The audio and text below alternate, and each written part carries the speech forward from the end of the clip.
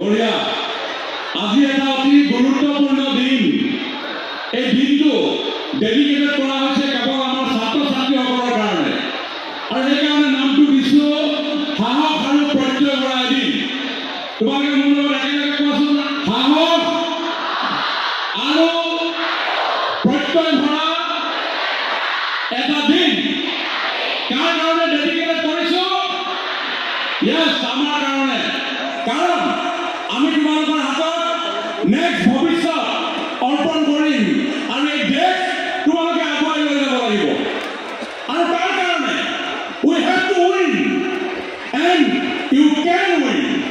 আমি জিকিব লাগিব, আৰু সেইকাৰণে আজি আমি এজন ব্যক্তিক নিমন্ত্ৰণ জনাইছো, যিজন ব্যক্তিয়ে তেখেতৰ চিন্তা গভীৰ বিভিন্ন লিখনিৰে সমগ্ৰ বিশ্ববাসীক আকৰ্ষিত কৰিবৰ কাৰণে সক্ষম হৈছে, যিজন ব্যক্তি উদ্দীপনামূলক বক্তব্যৰে আমাৰ দৰে সাধাৰণ ছাত্ৰ ছাত্ৰীসকলক জীৱনৰ বাটত আগুৱাই যাবৰ কাৰণে সাহস আৰু প্ৰত্যয় প্ৰেৰণা দিবলৈ সক্ষম হৈছে। আৰু আমাৰ দেশৰ মটিভেশ্যনেল ৱৰ্ল্ডৰ প্ৰায়নিয়াৰ তেখেত কোন? শিৱ খেৰা। সকলোৱে এটা বিজ্ঞান হাতচাপেৰে শিৱ খেৰাক আদৰণি জনাবৰ কাৰণে মই অনুৰোধ জনাইছোঁ। মই বেছি আৰু বক্তব্য নাৰাখো। মই ভাবিম আজিৰ এই দিনটো তোমালোকে উপভোগ কৰা, আজিৰ এই দিনটো এনজয় কৰা, আজিৰ এই দিনটো জীৱনৰ কাৰণে নিজৰ মনৰ মণিকোঠাত সাঁচি ৰাখা, যাতে আজিৰ কথাখিনিয়ে আজি আমাৰ উপস্থিত থকা যি মুখ্য অতিথি শিৱ খেৰা ডাঙৰীয়াৰ বক্তব্য আমি অনুপ্ৰাণিত হওঁ। আমাৰ মাজত উপস্থিত আছিল আমাৰ অসম চৰকাৰৰ কেবিনেট মন্ত্ৰী যোগেন মোহন ডাঙৰীয়া, আমাৰ মৰাণ সমষ্টিৰ বিধায়ক শংকৰ গগৈ ডাঙৰীয়া, জিলা আয়ুক্ত বিক্ৰম কোঁৱৰী ডাঙৰীয়া, আৰু অন্য এগৰাকী অসমৰ সু সন্তান প্ৰেৰণা উদ্দীপক বক্তা ৰঞ্জন কে বৰুৱা। তেওঁলোকে অতি সুন্দৰ বক্তব্য আপোনালোকৰ আগত ৰাখিছে। গতিকে মই আৰু বেছি দীঘল বক্তব্য নাৰাখো। মোৰ এটাই ৰিকুৱেষ্ট, আজিৰ মহান অনুষ্ঠানটো only for dedicated to our new generation. গতিকে আমি জিকিবই লাগিব, ভৱিষ্যতৰ দিনত আমি নিজকে উজ্বলাই তুলিবই লাগিব। আৰু সেইকাৰণে dream is not that you see in sleep. আমি শুই থকা অৱস্থাত আমাৰ সপোন কেতিয়াও বাস্তৱ নহয়। Dream is something that does not let you sleep. তোমালোকে সপোন বাস্তৱ কৰিবৰ কাৰণে আমি সাৰ পাই আমি সপোন দেখিব লাগিব। আৰু আমি জীৱনটো আগুৱাই লৈ যাবলৈ হ'লে আমি পানীৰে গা ধুব নালাগিব, আমি ঘামেৰে গা ধুব লাগিব। আৰু ঘামৰ জৰিয়তে গা ধুই আমি জীৱনটো শক্তিশালীৰ পৰা আগুৱাই লৈ যাব লাগিব। চ' life is struggle and struggle is life. গতিকে মই সকলোকে জীৱনৰ ভৱিষ্যতৰ দিনৰ কাৰণে শুভেচ্ছা জ্ঞাপন কৰি মোৰ বক্তব্য সামৰণি মাৰিছোঁ। ধন্যবাদ। জয় হিন্দ। मंच पर बुलाना चाहिए। Ladies and gentlemen, with a big round of applause, we would like to welcome to the dais globally renowned motivational speaker, author, writer of best-selling book You Can Win.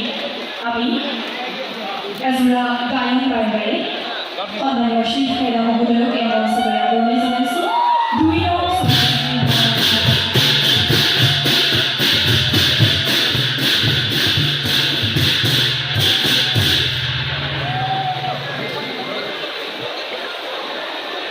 Ladies and gentlemen, with a big round of applause, we would like to welcome to the dais globally renowned motivational speaker, author, writer of best-selling book You Can Win.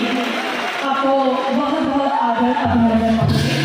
आप इस मानसिक सभा में मार्गदर्शन प्रेरणा की उपस्थिति हमारे किसी प्रकार से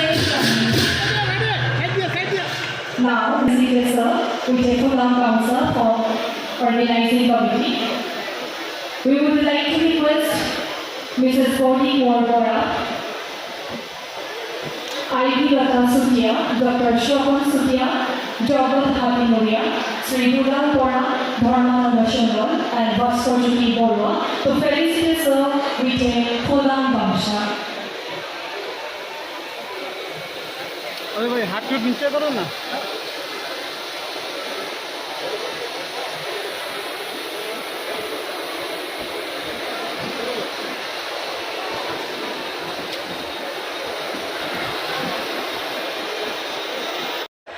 विक्रम खेरा जी और रंजन जी, अभी आपने इतना मोटिवेशनल संदेश दिया यहाँ पे, तो मैं तो कहने लगा था कि बेस्ट मोटिवेशनल स्पीकर रंजन जी है यहाँ पे।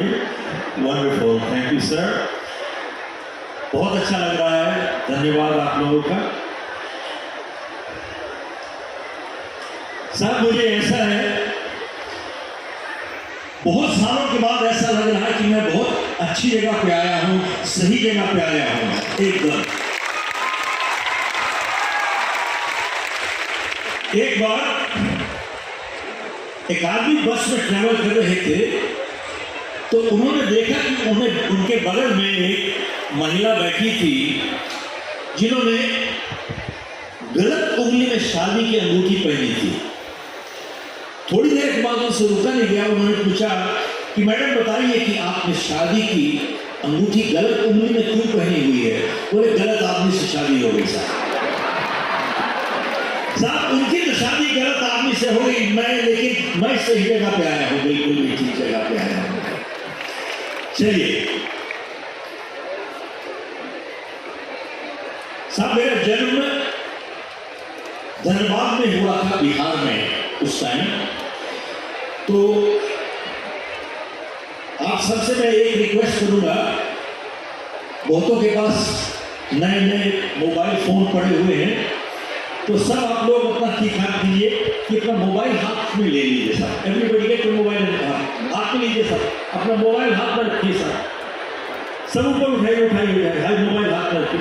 अब इसको स्विच ऑफ कर दीजिए साहब, इसको बंद कीजिए, बंद कर दीजिए। अब मैं आपको बताऊं क्यों, कि हमारे दफ्तर में एक पॉलिसी है, कोई भी हमारे दफ्तर में आता है, हमारे कॉन्फ्रेंस रूम में किसी को अलाउड नहीं है मोबाइल लेना। नोबडी, कोई भी मोबाइल नहीं लेके आ सकता, मैं भी नहीं ले सकता, मेरे बच्चे नहीं ला सकते, कोई भी नहीं। रीजन क्या है कि मान लीजिए आप मेरे ऑफिस में आते हो, मेरे कॉन्फ्रेंस रूम में, और अगर मेरा मोबाइल चल रहा है, पहली चीज तो ये है, it is discourtesy to you, असभ्य है, number 1, it is discourtesy to you. Number 2, मैं आपका टाइम खराब कर रहा हूं। यस नो, यस नो, मैं टाइम खराब कर रहा हूं। क्या मेरा हक बनता है आपका टाइम खराब करना? नेवर। सो मेरी पहली चीज है, I will not waste your time. मैं आपका टाइम खराब नहीं करूंगा, लेकिन आपको मैं अपना टाइम भी खराब करने नहीं दूंगा साहब। अपना फोन भी बंद कीजिए, मेरा भी फोन बाहर चला जाएगा, दोनों। हमारे यहाँ पे एक मेंबर ऑफ पार्लियामेंट आए उस दिन ऑफिस में, तो बोले मैं फोन अंदर ला सकता हूँ, मैं कहना साहब आप नहीं ला सकते, बिल्कुल फोन बाहर है, everybody's phone is out. Okay साहब, मैं कह रहा था आपसे कि मेरा जन्म धनबाद में हुआ और मुझे रांची में बुलाया गया एड्रेस करने के लिए। तो बहुत सम्मान से उन लोगों ने बहुत बड़ी बड़ी होर्डिंग लगाई, तकरीबन 25-30 हजार लोग आए थे वहां पे, 25-30 लाख लोग। तो अनाउंस करते हुए उन्होंने बहुत गर्व से कहा कि झारखंड का बेटा आ गया, झारखंड का बेटा आ गया, झारखंड का बेटा आ गया। तो सर जब उन्होंने माइक मुझे पकड़ाया तो मैंने उनका बहुत धन्यवाद किया। तो मैंने एक बात उनसे पूछी कि भैया आप मुझे झारखंड का बेटा कहते हो, क्यों कहते हो? क्योंकि मेरा जन्म धनबाद में हुआ। लेकिन मैंने पूछा कि जब झारखंड नहीं बना था तब मैं क्या था?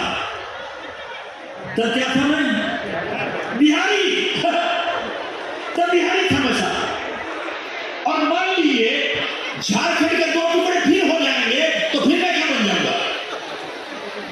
तो मैंने कहा भैया याद रखिए, मातृभूमि की अहमियत जन्मभूमि से कहीं ज्यादा होती है। मैं भारतीय हूं, झारखंड बाद हूं साहब।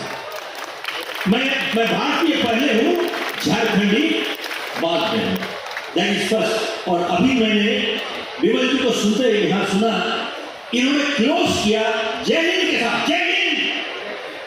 बट मैंने कई पॉलिटिशियन महाराष्ट्र में सुना है वहां पे कहते हैं जय महाराष्ट्र, जय बॉम्बे, जय जू। अरे क्या हो गया भाई, अपने मोहल्ले का भी नाम लेना शुरू करोगे? अरे भैया जय हिंद कम है क्या? जय Hind is good enough. Now मैं हाल ही में नीति आयोग के ये मौलाना आजाद मेडिकल कॉलेज में मैं एड्रेस कर रहा था वहां पे, तो चरित्र निर्माण ज्यादा जरूरी है स्किल डेवलपमेंट से। तो मैंने कहा कि भैया ऐसा है, एक डॉक्टर जो बहुत काबिल है, स्किलफुल डॉक्टर है, लेकिन चरित्र नहीं है उसका, वो झूठी सर्जरी करेगा, झूठे प्रोसीजर करेगा, उसके लिए एक बीमार आदमी एक पेशेंट नहीं है, एक टारगेट है साहब। और एक स्किलफुल वकील होगा जिसका चरित्र नहीं होगा, जो चीज 5 हियरिंग में खत्म होती है 500 हियरिंग लटकाएगा, आपको निचोड़ेगा बैठ के वहां पर। और अगर एक स्किलफुल जज होगा जिसका चरित्र नहीं होगा, वो फैसले देगा, इंसाफ नहीं देगा। वो फैसले देगा, इंसाफ नहीं देगा। और एक skilful civil servant IAS IPS officer होगा जिसका चरित्र नहीं होगा, वो खुद ही गुंडा और माफिया बन जाएगा। वो खुद ही गुंडा और माफिया बन जाएगा। और एक स्किलफुल पॉलिटिशियन होगा जिसका चरित्र नहीं होगा, वो देश को बेच के खा जाएगा। सब एक बात बताइए, रावण बहुत ज्ञानी था, बहुत ज्ञानी था रावण। क्या कमी थी, क्या चीज मिसिंग थी? क्या था? चरित्रहीन था साहब, चरित्रहीन। यहां पर बहुत से स्कूल के बच्चे बैठे हैं और बहुत से स्कूल के प्रिंसिपल टीचर बैठे हैं। मैं कहता हूं कि साहब, अगर आप खाली उनको स्किल डेवलपमेंट करवा रहे हैं और चरित्र नहीं सिखा रहे हैं, तो सिर्फ हम रावण पैदा करते चले जा रहे हैं, रावण और आते चले जाएंगे बच्चों। तो साहब, देश का निर्माण करना है अगर हमारे को, तो चरित्र निर्माण के बिना कभी देश का निर्माण होएगा ही नहीं। Never never never. अगली बात साहब, मैं एक व्यापारी परिवार से हूं। हम लोग की कोल माइंस थी इंडिया में और तकरीबन 1000 लोग काम करते थे हमारे यहाँ पे ना। कोल माइंस मैंने बनाई नहीं थी, मुझे विरासत में मिली थी साहब। और कोल माइंस नेशनलाइज हो गई, सरकार ने ले लिया साहब, सब कुछ ले लिया। जब सरकार ने ले लिया तो हम लोग सड़क पे चले आए। सड़क का मतलब सड़क। मेरी शादी को 4 हफ्ते हुए थे, मुझे याद है साल के बाद मेरी बेटी पैदा हुई तो मैंने अपनी माँ की लास्ट ज्वेलरी जाके बेची दूध लाने के लिए। मेरे पास 10 रुपए नहीं थे, 10 रुपए नहीं थे। उसके बाद मैंने बिना पैसे के 3 काम करने की कोशिश की और तीनों में फेल हो गया। 1975 में मैंने फैसला किया कि मैं इंडिया छोड़ के चला गया कनाडा गया। पहले टोरंटो गया तो साहब ज़्यादा पढ़ा लिखा नहीं हूं मैं, तो मैंने घर घर जाके बाल्टी लेके गाड़ियाँ साफ करनी शुरू की साहब। तकरीबन 1.5 साल मैं वहाँ पे गाड़ियाँ साफ कर रहा था वहाँ पे।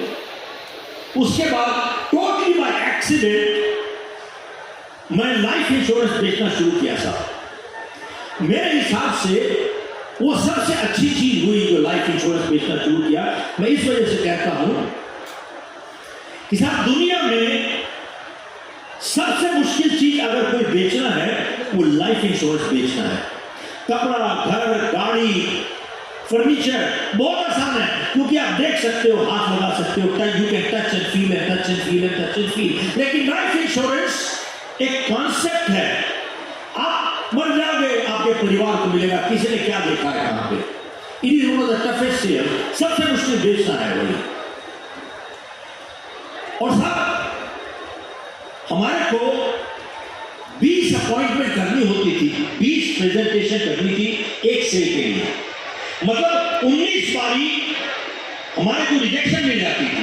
19 पीपल कहते थे मुझे नहीं लेना, 20 में से एक खरीदता था साहब। 19 बारी रिजेक्ट हो जाते थे। सर हम लोग एक चीज अपने परिवारों को सिखा रहे हैं आज, पीछे द बिग मिस्टेक, बहुत गलती कर रहे हैं हम लोग। कहाँ हमारे डीपीएस के प्रिंसिपल थे? सर एक चीज हम लोग बहुत गलत सिखा रहे हैं, हम अपने बच्चों को सिर्फ 2 लफ्ज सिखा रहे हैं, सक्सेस एंड विन। सिर्फ सफल बनो और जीतो, सफल बनो जीतो, सफल बनो। लेकिन जिंदगी हमेशा ऊपर नहीं जाती साहब, जिंदगी नीचे भी आती है। यस नो, यस नो, जिंदगी नीचे भी आती है साहब। लेकिन हमने अपने बच्चों को ये नहीं सिखाया कि जिंदगी में कभी अगर असफल होते हो, हार होती है, तब कैसे करो। आप देखिए आईआईटी में क्या है, 10-20-30 लाख लोग हर साल आईआईटी का इम्तिहान लेते हैं, लेकिन सिर्फ 10,000 या 15,000 बच्चे लिए जाते हैं। That's all. That's it. मान इसका क्या मतलब हुआ, ये देश की क्रीम है साहब, cream, intellectual, highly intellectual, great IQ. लेकिन एक बात बताइए कि सबसे ज्यादा सुसाइड रेट किसका है? Also the IITians. Look at this, intellectually बहुत ऊंचे हैं, इमोशनली जीरो, इमोशनली जीरो। साहब ऐसा है, मैंने बेचना शुरू किया तो 3 महीने के अंदर मेरे मैनेजर ने मुझे वापस बुलाया फायर करने के लिए फॉर नॉन परफॉर्मेंस। भैया तुम्हारी कोई प्रोडक्शन नहीं है, तुम नौकरी से निकाल दो ऐसा। तब मैंने अपने मैनेजर को बोला कि भैया एक बात सुनो, मैं ज़्यादा पढ़ा लिखा नहीं हूँ, मेरी क्वालिफिकेशन है BCom 3rd डिवीजन, 10वीं में फेल हो गया था साहब, दिस इज माई एकेडमिक्स। तो मैंने कहा साहब मैं ज़्यादा पढ़ा लिखा नहीं हूँ, आप मेरे से एक्सपेक्ट कर रहे हो प्रोडक्शन बढ़ाने के लिए, मैं कैसे करूँगा? I have a handicap. तो मेरे साथ उस दिन वो कहता है, you shut up and listen to me, बहुत जोर से बोला था, कहता है you shut up and listen to me. कहता है तुम्हारे को हैंडीकैप नहीं है, तुम्हारा एटीट्यूड खराब है, नजरिया तुम्हारा खराब है। और मेरे को कहता है तुम जैसे लोग सिर्फ अपनी जिंदगी नहीं बल्कि अपनी परिवार की जिंदगी भी बर्बाद करते हो, कहता है तुम जैसे लोग करते हैं। और मेरे को कहता है जानते हो हैंडीकैप किसको है? डॉक्टर, वकील, इंजीनियर, अकाउंटेंट, सबको हैंडीकैप है साहब। मैंने कहा साहब उनको कैसे हैंडीकैप है? कहता है उन सब लोगों ने अपना क्षेत्र चुन लिया है, ध्यान से सुनिए, उन सब ने अपना क्षेत्र चुन लिया है, वो फंस गए हैं साहब, वो फंसे पड़े हैं, जनरली ट्रू। मेरे को कहता है तुमने अपना क्षेत्र नहीं चुना, देखते नहीं दुनिया तुम्हारा इंतजार कर रही है। कहता दुनिया तुम्हारा इंतजार कर रही है। मैंने कहा साहब ऐसा तो मैंने कभी सोचा ही नहीं। तो मेरे को कहता है अब तुम्हारी छुट्टी हो यहाँ से, कहता तुम्हारे पास टाइम क्या है सोचने का? कहता मेरे दफ्तर छोड़िए, अब जाइए बाहर वहां से। साहब 45 साल पहले मैं उनका दफ्तर छोड़ के निकला था वहां से। उस शाम को टोरंटो में डॉक्टर नॉर्मन विल्सन पील आए हुए थे, जिन्होंने किताब लिखी पावर ऑफ पॉजिटिव थिंकिंग। आपने नाम सुना है? यस नो, नाम सुना है? पावर ऑफ पॉजिटिव थिंकिंग उन्होंने किताब लिखी। तो साहब मैं चला गया वहां पे, और डॉक्टर पील की उम्र थी 85 साल और कद था इतना 5 फुट 1 इंच, जूते के साथ 2 इंच हो गया होगा। That's it। और साहब 85 साल की उम्र में जिस उत्साह से मंच पे आके बोले, साहब उस दिन से मैंने कद की परिभाषा बदल दी है साहब। साहब ध्यान दीजिएगा, इंसान का कद कभी गर्दन से नीचे नहीं नापा जाता, हमेशा गर्दन से ऊपर नापा जाता है साहब। हेलो, इंसान का कद कभी गर्दन से नीचे नहीं नापा जाता, हमेशा गर्दन से ऊपर नापा जाता है। तो डॉक्टर पील, वहां पे 1000 लोग बैठे थे, मैं भी बैठा था वहां, उन्होंने इतने आत्मविश्वास से नजर दौड़ाई वहां पे चारों तरफ, लेकिन उस आत्मविश्वास के अंदर नम्रता थी। साहब ध्यान दीजिएगा, जिस आत्मविश्वास के अंदर नम्रता नहीं होती उसे अहंकार कहा जाता है। Yes no? तो साहब डॉक्टर पी ने बोला कि आप लोग यहाँ पे बहुत शांत बैठे हैं, लगता है यहाँ पे किसी को कोई समस्या ही नहीं है। तो डॉक्टर पी पूछते हैं किसी को कोई समस्या है यहाँ पर? तो साहब किसको समस्या नहीं है? तो सबने हाथ खड़ा कर दिया। तो डॉक्टर पी बोले कि कितने लोग समस्या से छुटकारा पाना चाहते हैं? तो सबने हाथ खड़ा कर दिया।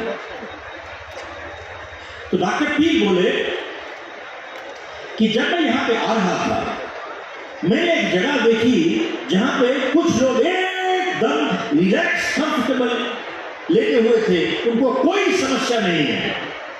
कितने लोग जानना चाहते हैं ये कौन सी जगह है? तो सबने हाथ खड़ा कर दिया। तो डॉक्टर पीर बोले 200 गज दूर यहां से एक शमशान घाट है, एक शमशान घाट है, वहां पर लोग लेटे पड़े हैं, रिलैक्स, टोटली कंफर्टेबल, उनको कोई समस्या ही नहीं है। पूछे कितने लोग समस्या से छुटकारा पाना चाहते हैं? किसी ने हाथ खड़ा नहीं किया, सबने हाथ दे दिया। तो उसने डॉक्टर पी बोले कि साहब याद रखिएगा, समस्या एक जीवन का प्रतीक है। अरे भैया, जब तक जिंदा रहोगे समस्या रहेगी, जिससे समस्या ही नहीं रहेगी तुम ही नहीं रहोगे। और जब समस्या कम होने लगे ध्यान देना, बुलावा आ गया, बुलावा आ गया। तो साहब उस दिन डॉक्टर पी ने एक प्रार्थना दी जो मेरे हिसाब से जिंदगी का निचोड़ है।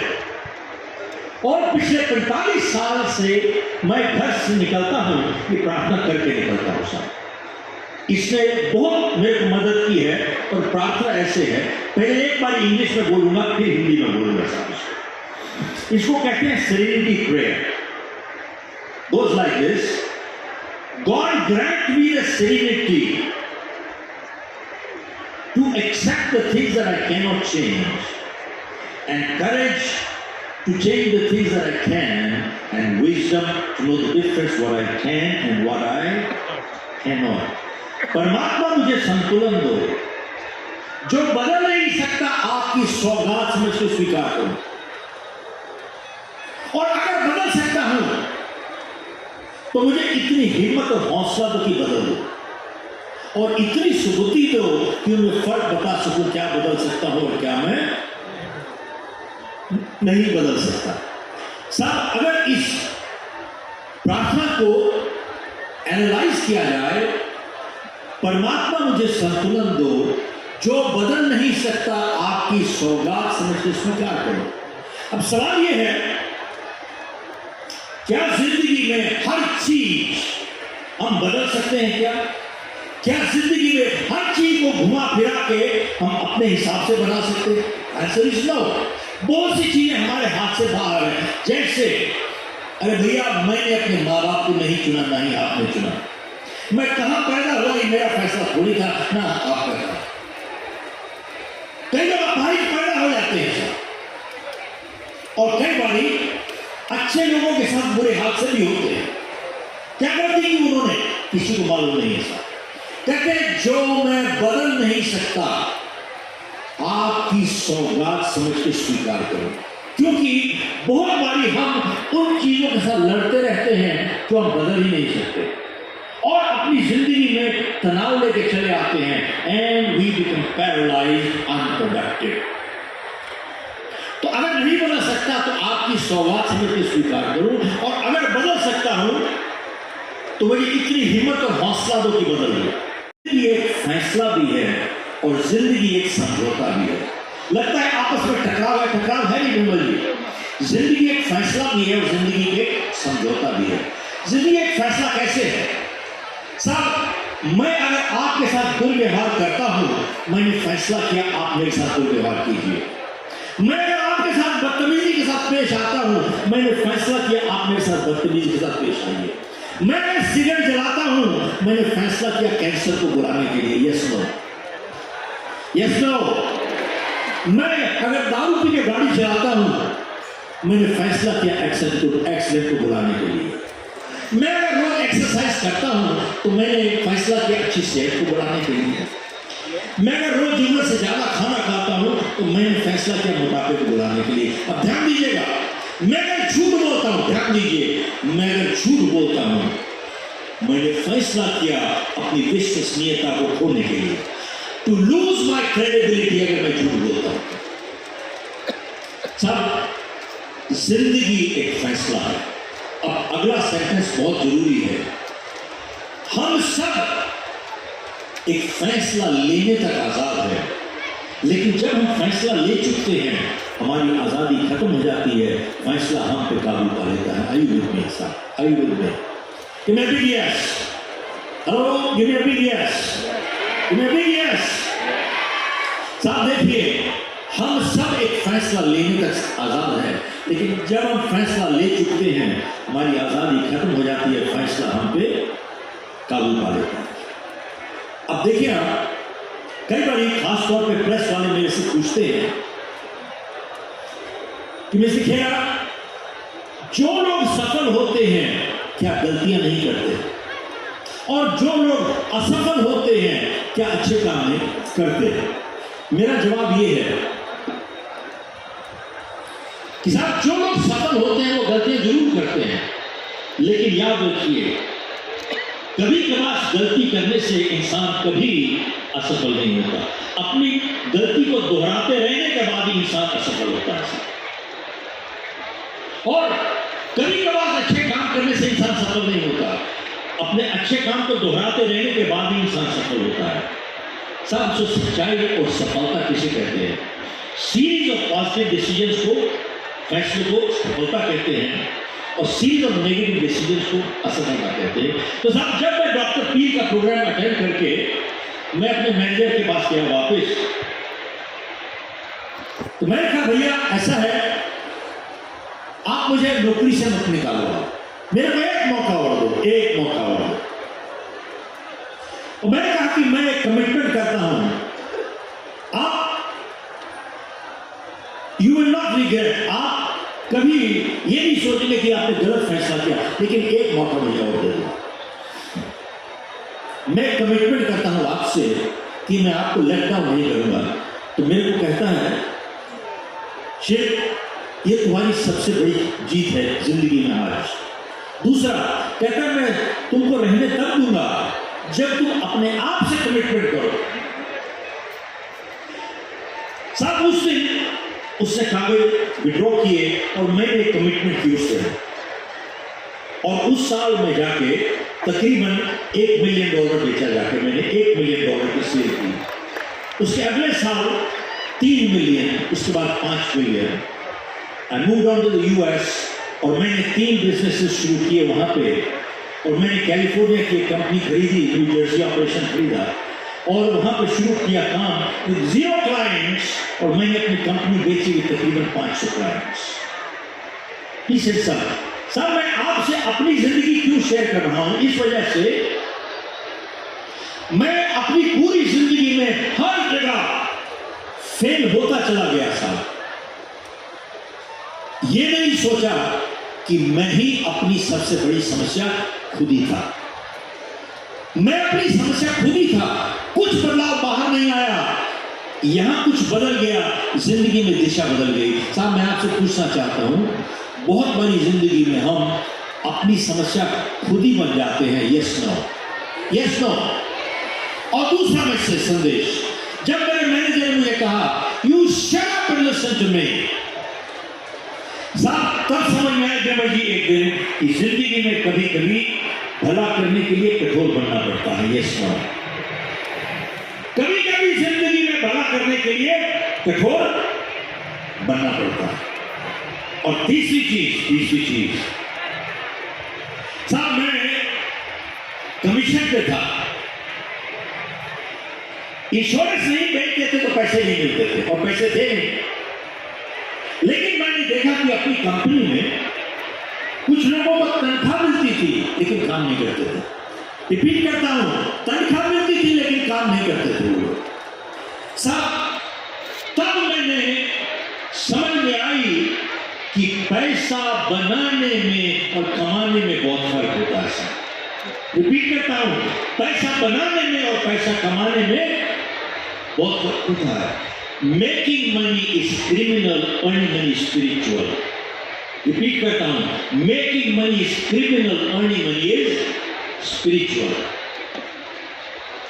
तो साहब दुख की बात यह है, आज तकरीबन ज्यादातर लोग पैसा बनाना चाहते हैं, कमाना नहीं चाहते हैं साहब। That is the sad part. अब हम लोग का एक कोट है, अलग ढंग से क्या काम करते हैं। तो मेरा जवाब यह है, जीतने वाले वो काम करने की आदत बना लेते हैं जो हारने वाले कभी करना नहीं चाहते। और ऐसा कौन सा काम है जो हारने वाले नहीं करना चाहते? वही काम जो जीतने वाले भी नहीं करना चाहते लेकिन फिर भी करते हैं। अब देखिए, हारने वाले सुबह नहीं उठना चाहते, जीतने वाले भी नहीं उठना चाहते लेकिन फिर भी उठते हैं। हारने वाले मेहनत नहीं करना चाहते, जीतने वाले भी नहीं करना चाहते लेकिन फिर भी करते हैं। देखिए, जीतने वाले उस काम करने की आदत बना लेते हैं जो हारने वाले कभी करना नहीं चाहते। मैं ये बात इस वजह से कह रहा हूं कि अगर हमारे को सोचना पड़े अच्छे काम करने के लिए, कभी हम निपुणता से नहीं कर पाएंगे, कभी नहीं कर पाएंगे साहब। ऑटोमेटिक आना चाहिए। कितनी बार आपने सुना होगा कि साहब इसकी तो किस्मत ही अच्छी है, मिट्टी को हाथ लगाता है सोना हो जाती है, और इसकी किस्मत खराब है साहब, सोने को हाथ लगाता है मिट्टी हो जाती है। साहब इस बात में सच्चाई है। जिसको हम कहते हैं कि मिट्टी को हाथ लगाता है सोना हो जाती है, मैं किस्मत लफ्ज निकालना चाहता हूं यहां से। किस्मत नहीं है, किस्मत नहीं है। आप देखें, बचपन से हमारे माँ बाप एक चीज सिखाते थे हमारे को कि अच्छी आदतें बनाओ, क्योंकि आदतों से चरित्र बनता है। Yes no? Hello, yes no? अच्छी आदतें बनाओ क्योंकि आदतों से चरित्र बनता है। क्योंकि 90% हमारा जो व्यवहार है वो आदतन होता है, हम सोचते नहीं है। और अच्छी आदतें होगी तो चरित्र अच्छा होगा, बुरी आदतें होगी तो चरित्र बुरा होगा। और अच्छी आदतें बनाना मुश्किल है लेकिन उनके साथ जीना आसान है। बुरी आदतें आसानी के साथ आती हैं लेकिन उनके साथ जीना मुश्किल है। और जब तक हम आदत को पकड़ते हैं, आदत हमको पकड़ चुकी होती है। Yes no? जब तक हम आदत को पकड़ते हैं, आदत हमारे को पकड़ चुकी होती है।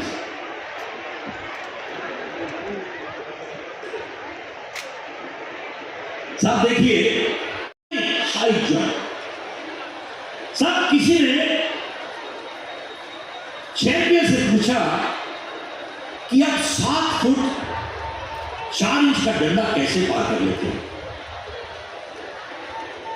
4 फुट 7 इंच मुश्किल है साहब। तब उसका जवाब सुनिए क्या कहता है। कहता है साहब, मैं अपने दिल को डंडे के ऊपर फेंकता हूं, जिस्म अपने आप चला आता है साहब।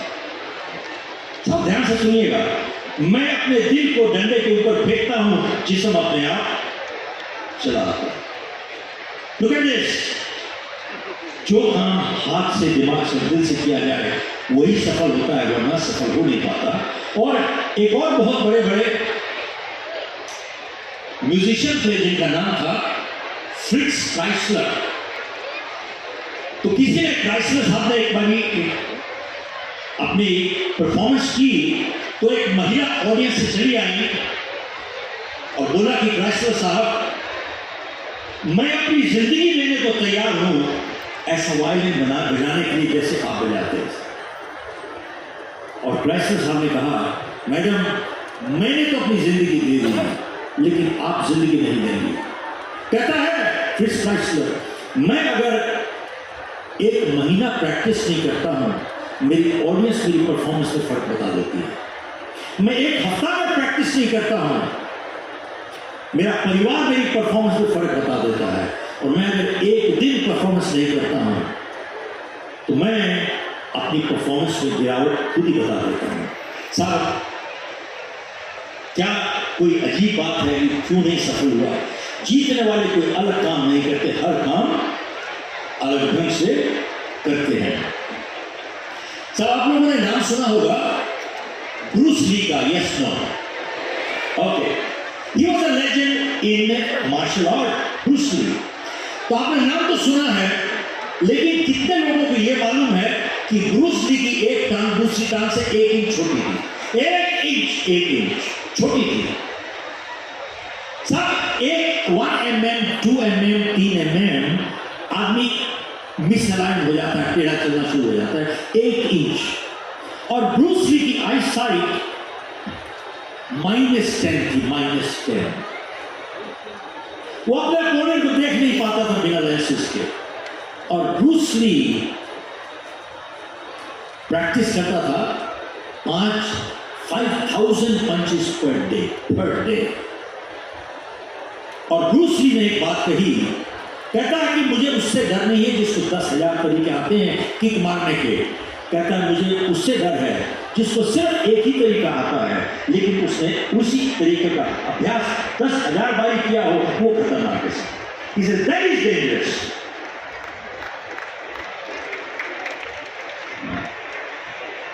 और आपने माइकल फेल्प्स का नाम सुना होगा, यस नो? माइकल फेल्प्स कौन थे सालों? He was a swimmer. नाम तो सुना है, उसने इतिहास किया 2008 में बीजिंग में, चाइना।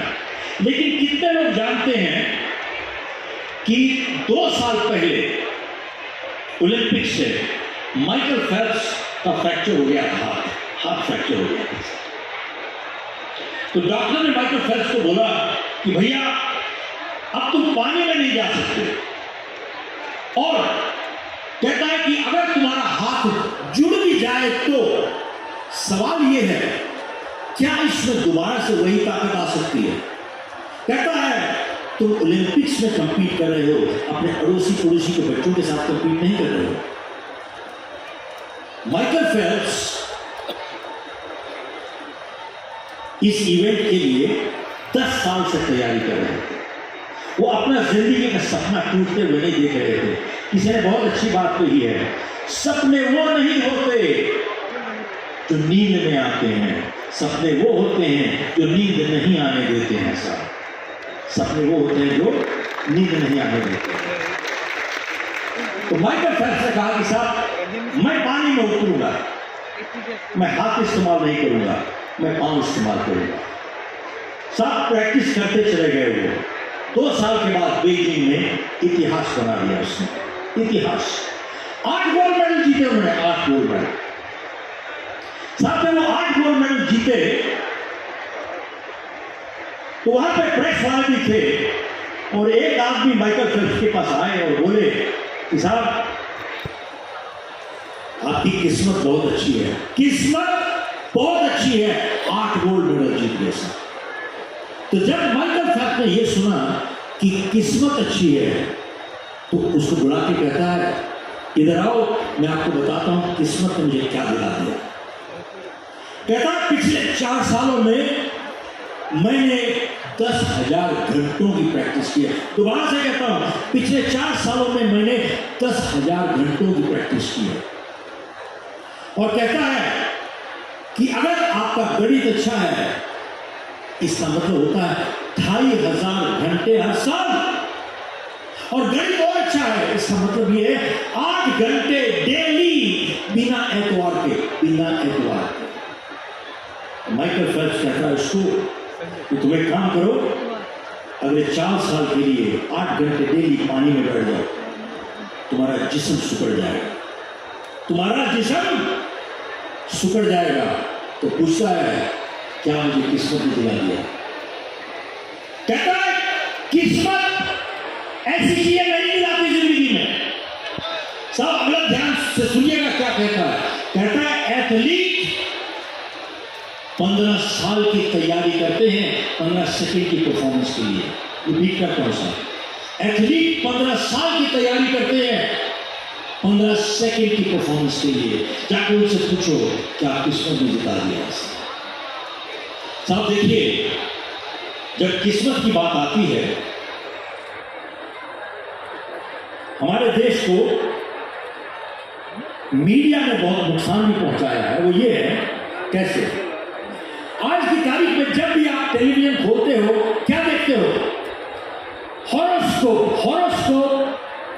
कोई बाबा जी, गुरु जी, स्वामी जी बैठे हैं वहां पर, हॉरोस्कोप बैठे हैं और पूछ रहे हैं नाम क्या है, जन्म तिथि बोलो, कहां से बोल रहे हो, जन्म टाइम बोलो। वो कहता है गुरु जी मालूम नहीं, गुरु जी मालूम नहीं।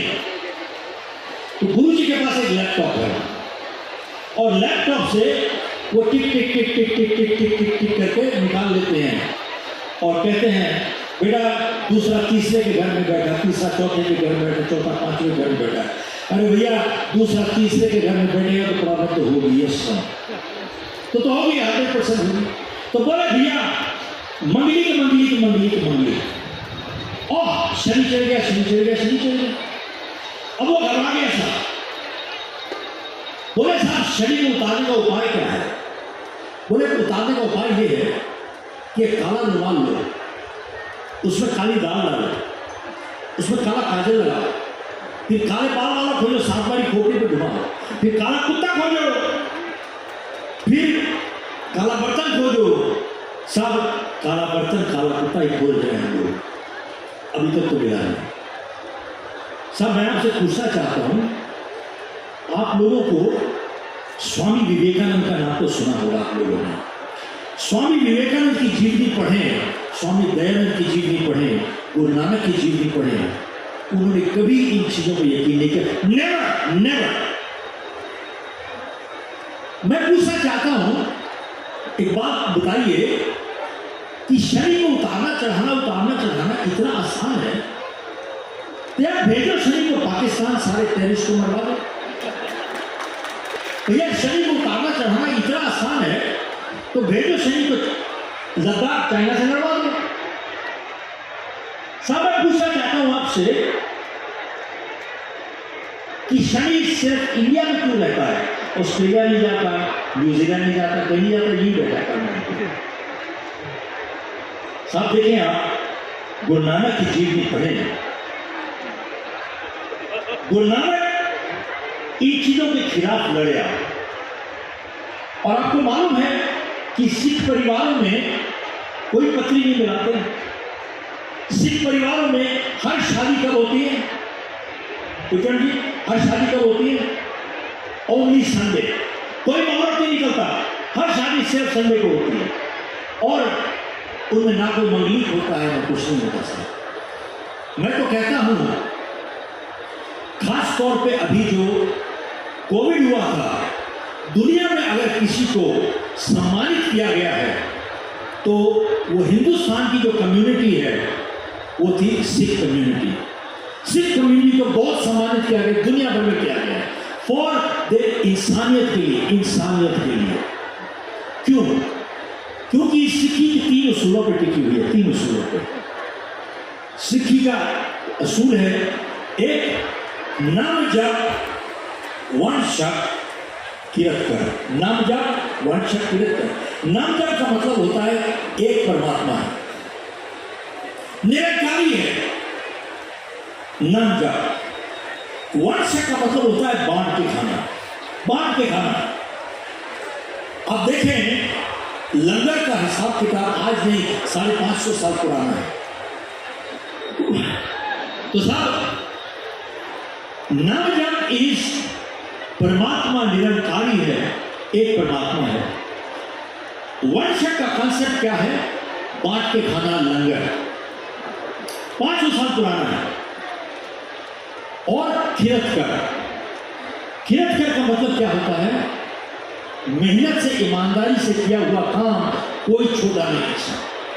साहब आप मुझे बताइए, आप तो सिविल सर्विस से हो, आप भी मंत्रालय से हो, सर जिंदगी में आज तक आपने कभी किसी सरदार को भीख मांग के देखा है sir? Have you ever seen a Sardar begging? Never! इसका ये नहीं मतलब कि वो अहंकार है, वो नाली साफ कर देगा, बाथरूम साफ कर देगा, लेकिन भीख नहीं मांगेगा। क्यों? कहता है ईमानदारी से किया हुआ काम कोई छोटा नहीं होता। No work is small. और यही चीज दुनिया भर में अपना संदेश लेके चले गए ये लोग। साहब कनाडा में एक बारी एक आदमी को पकड़ के लाए कोर्ट कचहरी के अंदर, बोले साहब इसने डबल रोटी चुराई है, ये स्टोलन सम ब्रेड यहां पर। तो जज ने उसको पूछा कि भैया आपने चुराई? बोले हाँ चुराई है। बोले क्यों चुराई? बोले परिवार भूखा था, मैं भी भूखा था, मेरे बच्चे भूखे थे, तो इसे चुराई। तो जज ने कहा कि भैया आपने अपराध तो किया है, लेकिन दुख की बात यह है कि आपके पास पैसे नहीं थे। जज ने अपनी जेब से $10 निकाले और दिए और बोला सबको अपने कोर्ट में कि सब थोड़े थोड़े पैसे डालिए, इसको पैसे देने चाहिए, इसको उसको पैसे दिए गए। लेकिन साहब जो सुनने वाली बात है जो जज ने कही वो ये है, विमल जी जो जज ने बात को कही थी उस दिन,